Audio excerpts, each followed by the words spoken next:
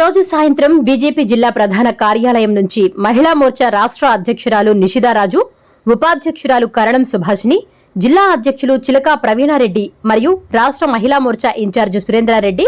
మహిళా ఆక్రోశం ర్యాలీని మహిళలందరితో కలిసి వీఆర్సీ దగ్గర గల అంబేద్కర్ విగ్రహం దగ్గరికి చేరుకుని అక్కడ పాత్రికేయులతో అధ్యక్షురాలు నిషిదారాజు మాట్లాడుతూ, మన ప్రధాని మహిళలకు 33% రిజర్వేషన్ ఉండాలని చట్టసభల్లో బిల్లును ప్రవేశపెడితే ఇండి కూటమి వ్యతిరేకించడం ఎంతో దారుణమని,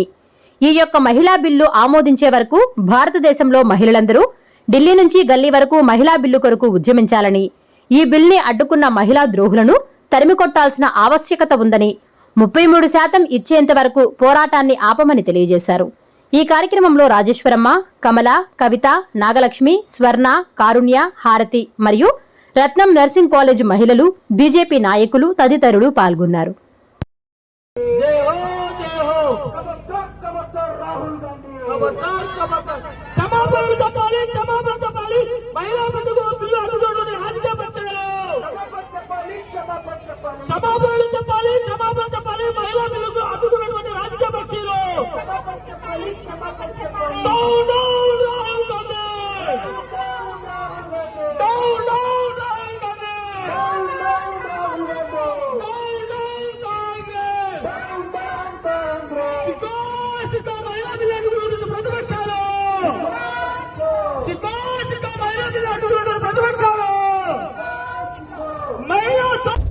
Please subscribe SS News AP.